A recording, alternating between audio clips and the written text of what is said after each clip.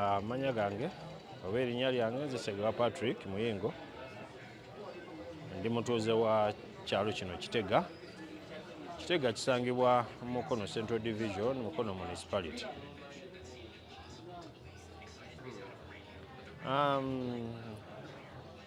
Mu nteekateeka eno Electoral Commission yafulumiza road map ey'okulondera ku bassentebe b'ebyalo bya LC1, LC2 n'obukiiko bw'abakyala.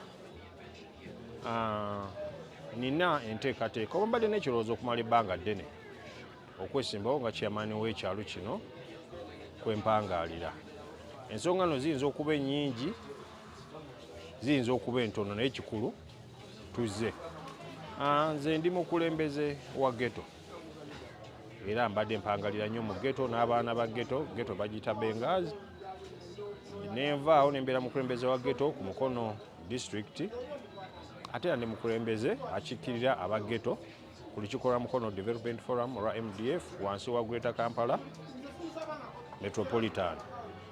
So ndowooza nga abukiiko baddeko tetujaga nti bukoze n'ekyo ekiseera naffe tuweerezeeko kuba tulina challenges. Security gye bagamba nti ate abagicompromisinga be baki be ba ghetto. So wano enzigi amaanyi okwesimbawo oba okwagala okuyimirira kugezaako kujjawo ekyo, kubanga abakulembeze abaddeko kituufu bakoze bulungi, naye ate mu ghetto tebatuyambye. Ojja ne weesanga ng'ebintu bingi bibaddeko ku kyalo, abantu batakola kunoonyereza kumala. Buli kimu n'abapointinga bano ba ghetto babakola. Ghetto we bakola we bati. So nzize kwagala kuba kati nzedde wa ghetto ddala okukakasa nti aba ghetto be bagamba be babadde bakola ekyo, ate nze mbabaddemu balimu. Ninaawo okutandikira ensonga ya security nkakasa nga mu byonna njogera wali eri mbalaze nti abakulembeze abaddeko tebadde bakulembeze ba ghetto n'omulimu era tebagukoze. Nina obujulizi ku kyalo n'abantu abaddewo nti ate nze ku bintu ebibadde bibeerawo obukiiko bwennyini ow'ebyalo badde butuinvolvinga mujje mutuyambeko wano nawali, kitegeeza nabo bennyini babadde batulamu omulamwa nti ffe tujja okusobola okulwanyisa obumenyi bw'amateeka. Okusookera ddala byonna tulina communication, tubadde bakulembeze ba ghetto ate tunaba kwegwanyisa obukulembeze bwa kyalo, naye tubadde tulina olujege, tulina enkwatagana ne bakansalazi be tubadde tulonda, era nze nina omukisa nti bingi ebadde bitambula ne mbimanyaako. Waliwo technical institute eya gavumenti eri side z'ekiyunga eyo, tubadde tufuna nnyo oba mbadde nfuna nnyo omukisa okumanya nti wano twetaaga abaana bwe batyo. Oba osobola okufuna abagenda okusoma okuzimba, abanasoma plumbing, ekyo mbadde ndi involved okumala ebbanga ddene. So lwaki njagala okwesimba kwongera okunyweza ekyo, kubanga bwetulina muno abaana ba ghetto abasinga tebava wala, baana ba ku kyalo kuno. Nosanga ng'omwana yalemwa muzadde we, kati ndibanga kisigalidde erifu abakulembeze baabwe mu ghetto oba abakulembeze ku LC, okubanga tusobola okukwatagana ne bakansalaza bali involved abaana bonna basobola okuba nga bagenda basoma emirimu gy'emikono. Twogere ku nnonda y'akalulu kano ina obwesige mu ngeri mu kalulu k'okumugongo ne register engeri gyegenda okutegekebwamu nti abantu abanaabeera mu register. Ekyo yabadde wariyanga okusooka ne mukulu Byabakama babadde ayogera nalabye nga points zinadde njagala okuonako nga yazikonyeko okugeza wali emabega abakyemaani ba LCs babadde nga basaale mu kuwandika registers ezo ezigenda okuyimirako okulonda ne this time round omukulu yadde agamba nti Electoral Commission n'oyo agenda okuvunaanyizibwa okulondesa ku kyalo bagenda okuvunaanyizibwa mu kuwandiika register. Awo nno nze nina essuubi nti wajja kubeerawo obwenkanya mu kuwandiisa.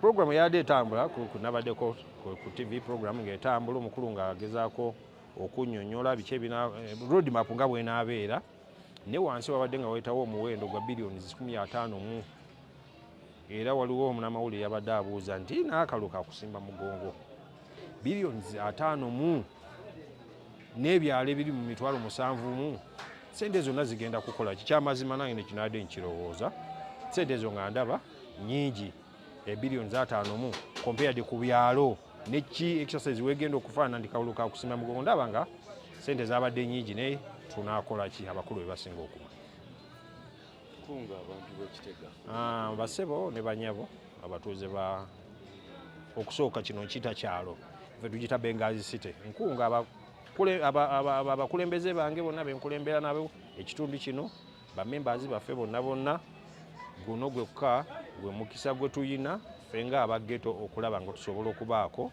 we tutuuka n'eddoboozi yaffe ne liwulirwa. Mbakubira omulanga gutakungula buli asobola atwale information eno okuva wano n'okweyongerayo mu kyalo ne mu kyalo kyonna ekya Kitega. Of course ndi mwana muzaale wa kuno mbadde kuno emyaka kumpi nga 4+ waliwo abaze batugamba nti muli baana temusobola kukulembera kyalo n'emyaka 4 manyi nti omuntu aba mukulu ekimalo olaba osanga president wansi gye bali abali myaka nga 3 omukulembeze waffe Robert Kyagulanyi Ssentamu abadde ayugumya naye nga wa myaka mito so okubeera chairman w'ekyalo at 40+ ndowooza nti emyaka giba gyegyo. So mbasaba abatuuze b'Ekitege baleme kuyimirira ku ekyo kulaba nti nga bebaga nti tuli bato ekyamazima tujja kusobola ekyalo tukibaddeko ebbanga bazadde baffe kuno bebatukuziza batusomeseza kyekisa naffe tubaweereze era tubasaba mu kulonda kw'ennaku z'omwezi nga 28 bajje mu bungi but before sebo Mr. Eric amanya n'eddoboozi nze Mukasa Ona de Sennabulya mbadde kansa ku Mukono Municipal Council okumala emyaka 10 n'empummulamu emyaka 10 n'empummulamuko kati we mbaddewo neŋŋamba okusigala nga nkyali mu leadership nesanze nga mu kyalo Kitega mwempanga lyoba mwensula kiri vacant nga chairman abaddeko Mwai Mukasa Beni yavaako n'agamba akadde etakyalaba era nadda afuuka omukiise w'abakadde era yalondebwa so ekifo ekyo entebe eri empute ate kyekyalo kyembeeramu basente babanzeeko emyaka 8 bali tebalondebwa gavumenti egatena ssente ekyamukisa mulungi gavumenti yafunye ssente negamba tugenda teekateekawo akalulu twesanga challenge kyetusanga mu byalo byaffe botalondebwa basente b'ebyalo mu budde nti tuna basentebe babeera baddira b'amataka asobola okufunda plooti emu mu kifo kimu beegatta n'ababbi b'ettaka okugobaganya abantu bibanja byabwe era so Mr. Eric ebiseera ebisinga wokola research noonyeza lwaki abantu babagoba ku bibanja byabwe omubbi w'ettaka oba ddiira agenda mu land office n'afulumya ekyapa ekyo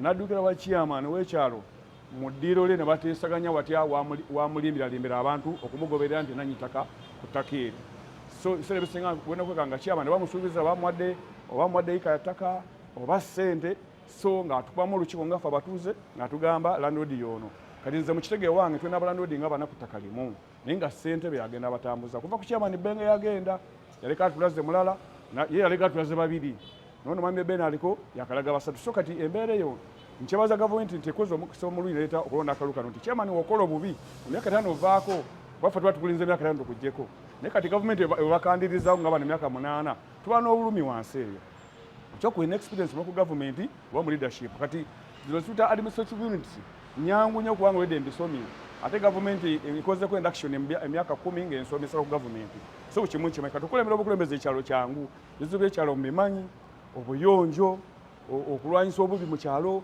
okugobera enteekateeka za gavumenti nga zi PDM, wealth securitation ng'ezo, okubiriza abakyala n'abantu kuyingira ebibiina basobola okukulaakulana gavumenti programs ziswaki zetukutwa chairman bavunaanyizibwa bwo. Chairman obeera mulamuzi wa kyalo, owuliriza emisawo gy'abatuuze bo n'ogikakkanya. Tulabira ekizibu nti kati nze singa nafuuka chairman ngenda kuzza obukulembeze bwa chairman obwaggwawo edda nti poliisi ejja neekwata omuntu ekiro nga totegedde chairman naye mutwala mu kaguli takutegeezezza. Chairman gwe n'obuyinza okulaba nti omutuuze annemeredde naye nga tobamweyongereyo. Naye kati ssentebe tetukyalina mirimu wesanga nti bachairman omuntu ayinza okubakako kaako n'agenda ku poliisi, munene namukuba oluli n'agenda ku poliisi. So nga LC chairperson executive weeri. So benjaga okugyayo ebintu ng'ebyo, obuyonjo mu byalo, obukyafu bungi, kasasiro bamusula myala, twesanga ekyalo kiba kikyafu naye nga kino executive y'ekyalo. Kuba executive eramu wa health ne wesanga era takola. Kati kikyafu mu kitega kikyafu nnyo kitagagola, mulimu ababbi bangi. Olw'ekifo kyaffe kiri Black Spotted Police mwejja abantu baffe abaana baffe naye basiba nti kale abamu babeera abamenyi b'amateeka kituufu, abamu baba kati jjukira omuntu suspect poliisi yekusiba busiba. So suspect bakuteebereza naye wa suspect poliisi ekola ki kuteeka munda akanenko kyaji. Kati kyama sebo Mr. Eric nina utawala lw'ennwanya olw'ettaka okuva 2013 nga Central Africa Kansala nga chairman nga we nagambye ayita ssente aleeta ono omuntu ye mugagga w'ettaka oba emyaka ebiri n'aleeta mugagga w'ettaka. Kati ng'omanyi nti Abannayuganda batiitiizi kati mbadde nganze omukulembeze aggyeyo omugongo gwange kuba nakola research ettaka lyani ne bagamba n'ettaka lya gundi nenyimirewo n'omugongo. Kati abantu ng'omanyi Bannayuganda batiitiira kati bagamba nabaga nti bukansa gwalina obuvumu oba otubeererawo nnyo ku by'ettaka lyaffe n'otukumira ku byalo byaffe chairman nga si kituufu. So benyini bagamba ffe kansa nga twakomyeyo gyotufuuka ssentebe baffe otuyambe kuba kakati kiraga nti kisinzira engeri chairman bakuwangaza mu ntebe olw'engeri gy'okolamu abantu bo bulungi bakuzza mu ofiisi. Ssentebe obanga okola bubi eri abantu bakuggyawo kakati bakuggyawo nti Mama Eric nti kati chairman waffe abaddewo ye yagambye akaddiye abatakyalaba amaaso goononese kyekyamugjeewo era nakagenda akiikira abakadde naye ebiseera ebisinga basentebe okuwangala mu ofiisi enkola y'emirimu ku kyalo kye yeri etya relationship gy'ola n'abantu bo okuwangaza mu ofiisi nebakuzza naye obanga okola bubi emyaka 5 bakunda okukyusa. So chairman wogambye w'emyaka 4 kitegeeza akola bulungi abantu be abasaavinga bulungi abantu baguba ku mataka gaabwe buli kimu akikolako kyekiwangaza ssentebe ku kyalo. Ebiseera ebisinga ekisawa ssentebe kibagisaako amangu yenkola yaabwe embi okudiringa n'ababbi b'ettaka nga basobola kutebuuke ku ttaka. Mu Uganda ekigambo ttaka bwe bulamu bw'omuntu. Bw'oyogera ku ttaka nti omuntu omusengula agamba nfudde waguse kapoti ke wakumira abaana be olwajja nti wange ani onagamba nti wange kyamanuni wankwe. Sinzira ku chairperson Electoral Commission Mwami Byabakama alabika atwala n'akola bajeti ye tetwajja kuganda nga ffe Bannayuganda.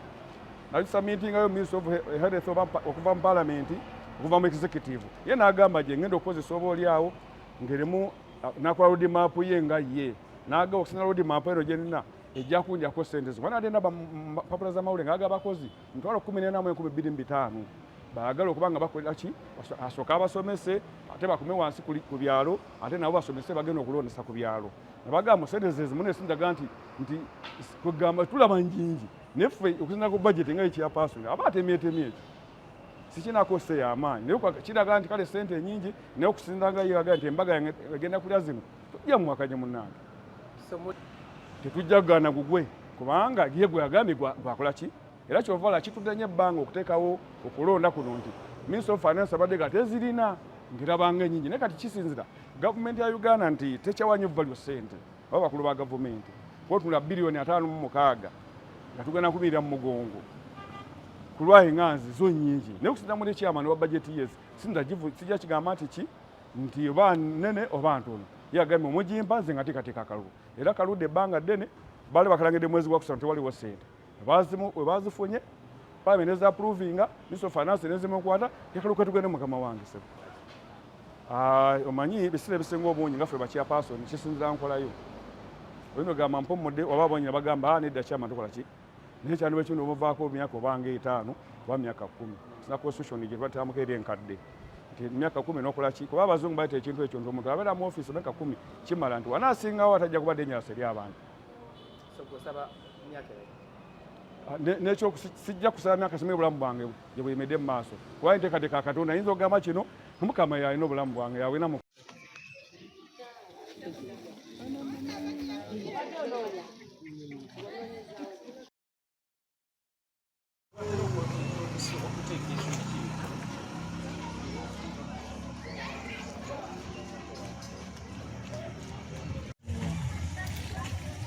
Sebo oba olina kuba ku muzikiti owa Lumala olwaluma gwe mutima gwa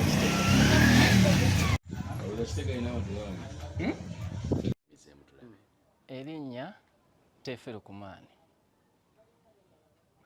ndi mutuuze w'Ekitega era neesimbyewo ku kya LC1 chairperson mu Kitega. Ensonga eyampaliriza okujja okwesimbawo wano ku Kitega nga ndaba waliwo ebitatambula bulungi naddala ku pulojekiti za gavumenti zajjamu okweyagaliza. Gavumenti ereetawo ebintu byayo biyamba abawansi naye abawaggulu ne batasobozesa basigadde kubifuna ne bijjamu engeri y'okwegulirira nakweyagaliza kusasula ssente ate ne bw'oba osasudde nga tebakola ki tebajja kuwa saaviisi gy'oba okola ki gy'oba osasulidde. Ne ntuuka n'okulaba nga amakubo g'oku kyalo kyaffe si malungi. Tuwa omusolo naye tuba tetufiibwako okusinziira nga bwe mmanyi gavumenti bw'erina okukola ensonga yaayo.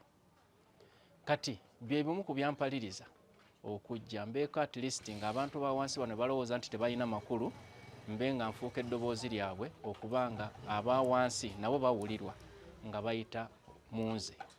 Eddoboozi lyabwe okutuuka waggulu saaviisi PDM kweganga bwe tumanyi saaviisi za gavumenti bwe ziteeka wansi bwe zirina okutambula zibe nga zisobola okutuuka obulungi wansi n'abantu banyumirwe mu nsi yaabwe.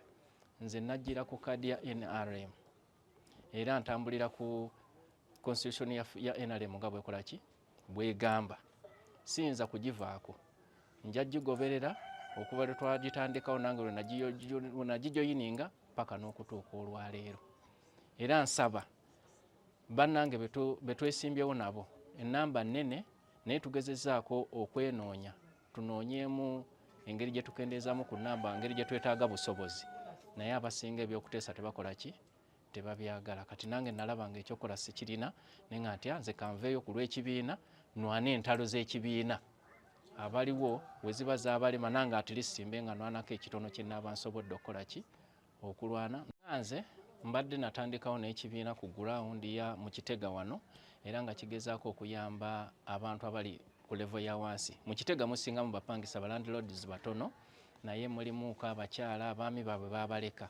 Kati nze ku butono bwange n'obusobozi bwange nasalawo n'enkola ekibiina mwe tusobola okwegattira wamu tusobole okunoonya ngeri ki gye tusobola okwekulaakulanyamu ne gavumenti esobole okutandikira awo.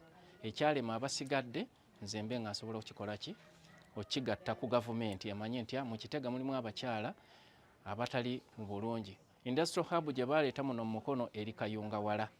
Abazadde abasinga abaana bwe tebasobola batwaleyo olw'olugendo. Kati tubadde tusaba singa gavumenti esobola mukono tulinamu ettaka ddene erya gavumenti mwesobola otufunira industrial hub esobola okukola ki okugatta ku baana okubawa skilling ez'omu mutwe kubanga abasinga obuyigirize waffe nga wano mu Uganda abaana bangi bava mu masomero olw'ensonga nti tebalina ssente ze baweerera naye industrial hub singa tugifuna mu mukono nga teri Kayunga at least kiba kijja kutuyambako okutambuza bulungi enkola ya gavumenti. Abo abageto nja kusooka neebaze Mwami Mazinga ayina jeno gwatera okukozesa erinnya linvuddeko mu mutwe simujjukira bulungi yagezaako nnyo okutambula ng'anoonya abavubuka b'omu ghetto beekolemu omulimu babawe ku ssente bafune ekyokukola. Ekyomukisa omulungi nti ghetto ffe ezaffe zaali zifunye ssente naye abakulembeze nga tumanyi ebya ssente baatandika okweyagaliza ssente ne bazirya bokka abavubuka ne zitabayamba. Kati enkola ya ghetto eno mbadde sinnabagifokasingako nnyo nga mmanyi yali yatereera naye kati ejja kuba challenge gye tuli tuddamu tutya okuzimba omutendera gw'abaghetto nabo babeere nga ebintu ebyekyayi basobola obbirekulira basobole okufuuka abantu abeesiimisa. Ffe security tetunnajja mu buyinza naye nze ng'omuntu ntera nnyo okolagana ne poliisi y'e Wantoni ne tugezaako okutambula muno buli kiro, naye nga bw'omanyi ekitundu kyaffe kirina amakubo mangi, ate aba security tutambula nabo mu layini w'ova n'ababbi jjukira abamenyi b'amateeka baba bakubaza nti kati bava mu Kitega wansi ewaja titteefe bajja kutambula badde ate ewa mwami Mukasa bamanye nti tetunnatuuka. Kati obuzibu bwe tulina nti aba security tulina batono, kyekitukaluubirizaamu okuba nga tetusobola kugezaako kuwa security emala ku kitundu kyaffe, naye nga tugezaako ekisoboka tube nga tubannyonnyola mu kunnyonnyola okutuufu bave mu byekiyaaye abandi badde bamenya amateeka kuba bakusiba obulamu buba bufunze. Tugezaako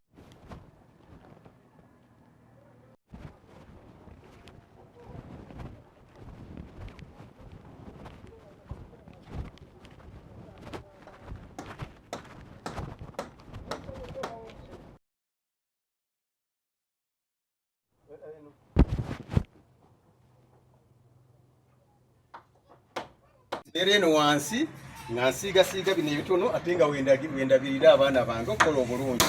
Zeyi walinnyangako keeyo waggulu? Emyaka gyange gyonna, era nze nali kafulu amanyiddwa kubanga nze naserekanga obuyumba abakulembeze mwe bayogereranga. Obuyumba nga ndi muwakisiya walingawo obuyumba bwe bazimbisa emiti bwalinga bwa mpagi nnyo okote muyayogerera nga nkola mu wax department.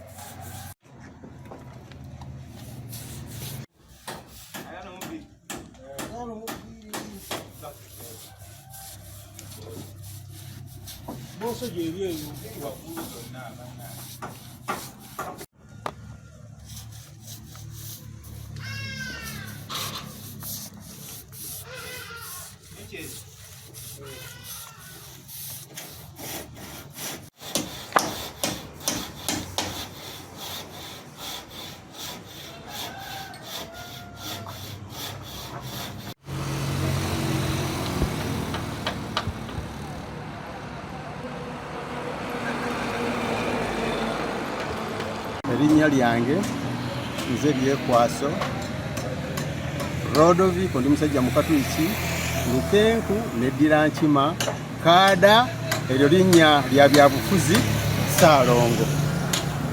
Abaganda bandibadde bampita na Kigwagwa kubanga nabazaala emirundi ebiri, n'olwekyo nzize okwesimbawo ku kifo kya chairman wa Kitega nga nakolako mu Kitega nga vice chairman emirundi ebiri nga mobilizer, era nze omu ku bantu abazimba enzizi Kitega, Kikooza, Kigombya, Dandira ng'ekyali LC emu nga tebannajawulayawulamu. N'olwekyo ekintu kyenzijjako nkirinamu obumanyirivu ate era nsobola okukiddukanya. Nzize ku luutu eno sizze gamba nti nzize okukola ebyenjawulo, wabula njagala nkyuseemuko bukyusa naddala nga kati ebisaani kasasiro mu Kitega mungi nnyo naye nze njagala kukola nga mpita mu bulungi bwansi, kubanga bw'oba oyise mu bulungi bwansi abantu bakola ekintu nga bo bennyini batwala obuvunaanyizibwa obwo, so si kulinda division kujja kukola ki kuyoola kasasiro. Naye nze njagala kuyita mu bulungi bwansi okulaba nga nnongoosa ekitundu kyaffe. N'ekirala security kubanga naliko emabegeera mu 9 LDU nga nkuuma ekyalo, kemba kyeŋŋendamu kyonna nkimanyi, security ngimanyi, n'obukulembeze nkola ki mbumanyi. Pozi ekyo ndaba nti nina enkizo nnene mu bannange bonna abazze okukola ki okwesimbawo. Mpozi mbadde nina ekintu muze ekimbo by'omuntu kyekyabavubuka abaagala obukulembeze. Si kibi, naye onooba oyagala 2,000 zaggula kawunga zonoobanga olinda mu kifo ky'okwetegekera future y'omu maaso. kubanga toyinza kubanga oli muvubuka wetegekera future y'omu maaso ate obeere chairman kitegeeza tujja kubanga tokola ki tokola olinda busango sanga oba ofune 2,000 ez'empaabi n'olwekyo chairman yandibadde omusajja tuludde ngaffe myaka 6 owummudde emirimu gye egy'obuvunaanyizibwa okolera n'ojja okutabaganya ki abantu b'omu kitundu ababa basowaganye ekisinga obukulu kutabaganya bantu ba ku kyalo okulaba nti mubeera bulungi ja kubaawo naye tosobola kugamba muntu nti vaamu nga tannaba kwewandiisa era nakati ensonga ekyali enkulu ennyo bantu kwewandiisa omuntu kasi amala okwewandiisa kitegeeza nti azze mu leesi naye oyinza okugamba nti nno gundi vaamu tannaba nakwewandiisa nyina obutewandiisa nze ninda kintu kimu kyokka kasi tumala okwewandiisa ng'olwo nnoonya akalulu kubanga nja kumanya nti njogera nabaki n'abalonzi ntumira abantu ba Kitega mwenna naye mbasaba ekintu kimu mugende mwewandiise ng'essaawa ey'okwewandiisa etuuse kubanga wonooba tiwewandiisiza tujja kulonda kitegeeza nti newoba onjagala nnyo akalulu ko sijja kafuna era tetwagala tudde wali tukayane nti nze ndi wa mu Kitega ate sironze ate nga tewewandiisizza mbakubira omulanga mugende mwewandiise musobole okunnonda obulungi eyo mbaliya ya gavumenti nze ndi wa LC1 kutabaganya bantu sente oba nnyingi gavumenti yemanye emitendera sente zo mwe zitambulira mpozi bino ebyokusereka nabiyiga nkyali mwana muto nga nkola mu works department mwe nakola emyaka 13 naye lyedda twaserekanga ennyumba nga ya mpagi 4 omukulembeze mwabagenda okwogerera omukulembeze yenna nga kati wemulawe baleeta butenti ne babuteekawo naye luli babuteekangawo nga bwa mpagi 4 n'okasereka nga kasubi nga kayiwa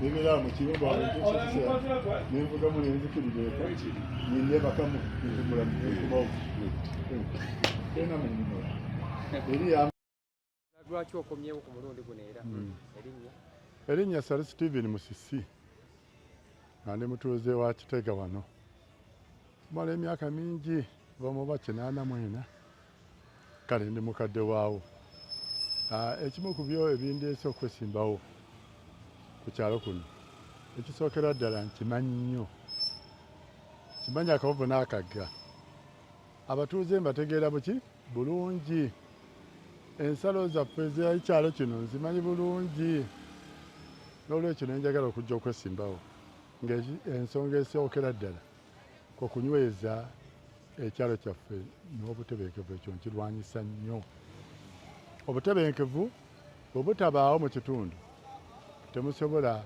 kukulaakulanya kitundu bwemuba njagala nnyo ekyokubiri okugatta abantu mu ddoboozi erimu y'ensonga era siina nnyo kibiina kwe njigidde nzize nga nze olw'okugatta ekkala zonna oba ekibiina byonna kubanga bonna batuuze bange nakirabye nti bwe naagamba nti ate nva mu gundi kiyinza okuleeta obuzibu gyendi naye kanjije nga nze abantu bonna mbaweereze ng'ekigendererwa kyaffe okugatta abantu era okuba obumu senga tubeera obumu ekyalo kino kijja kuba bulungi kubanga buli omu asobola okuwuliziganya naki ne munne ne mukola enkulaakulana nja kufuba nnyo era njagala nnyo okufuba okukwatisa obuyonjo ekitundu kyaffe ng'ebisandiiko babiyiwa ne batabaako agamba nti lwaki oyiye wano ne bayiwa mu kkubo pampa ne baziyiwa mu kkubo kati nga mpulira muli kusinza ku kyalo kyange gye mbaddemu emyaka nga mpulira okwagala okwo kwe kumpalirizo ga nedda nsobola okulungi nnyo okukwasisa abantu bano enkola ennungi ey'obuyonjo ne tubeera ku mutindo nga olya Katikkiro Mayiga bwagugamba nti ebintu byonna tubikole nga tubikola ku mutindo. Naye tunaaba tetukoze mutindo ekyalo kyaffe ne bakola ekkubo nga olaba likoze lino eddungi bwe riti eribataddeko n'ebitaala ate ffe ffennyini ne tudya ebisate nga tubiyiwa mifuleegi. Ekyo kyabulabe ennyo eri eggwanga lyaffe n'eri ekitundu kyaffe. Tusobola kwekulaakulanya nga bye bakola ate tubyonoona. Nja kufuba nnyo nga bwe nsobola okukwasisa amateeka ensonga ekwatagana n'obuyonjo. Njagaliza ekyalo kino enkulaakulana ennungi. Amakubo nja kufuba nnyo okusaba okukola bulungi bwansi ku makubo ago. Nali nabikola dda naye ngenda okwongera okubikola ku makubo ago. Okuziba ebinnya waliwo ebitundu ebyotuukamu nga butuufu n'omukono gusobola okukolawo. Twakita bwetasobola ng'osobola okukuba bulungi bwansi ngoma buli lwa mukaaga ne muzibikira ebituli ebyo. Njagala nnyo abavubuka okubalaga ebyokukola nga ndikyakulabirako ti omuntu musajja ono Musisi Sally Stephen yatandikira ku zero era nga talina mulimu gwakola naye kati ate alina ebyokulabirako nti osobola okubeerawo noweekulwanako gwe noweekolera gwe mu mikono gyo n'otuuka ku ddaala gyendiko. Kubanga kati ndi musajja mugundiivu alina amaka muno ebizimbi by'amaduuka nga ye mubiraba. So nga ate nange natandika nga mmwe abavubuka olwaleero emuli nga temulina na mulimu nange bwe nfaanana. Natandika sirina mulimu nekisoboka kisobose okuba nga ntuuse ku ddaala lino naye okukubiriza abatuuze okuweerera abaana baabwe. Abaana obutayengetera ku kyalo ng'ate waliwo amasomero ge baleeta agasobola okutwalako omwana mu ssomero aga bonna basome. Olwekyo njagala nnyo abavubuka okubasitula mu mutindo gw'ekitalo. Emizannyo by'emizannyo basambe kapiira nange n'oluusi nkakwatamu. Basambe kapiira amagumba amakadde batuyigirize mbayigirize ebyokukola. Basambe ne kapiira waliwo essaawa ey'okunyumirwa okuzannya. Ekyo nakyo weekiri. Kale nkubiriza abatuuze bange okunnonda okulonda nga alinaku z'omwezi 28 bannonde balabe ku bibala byange bingi okubalaga tutambule.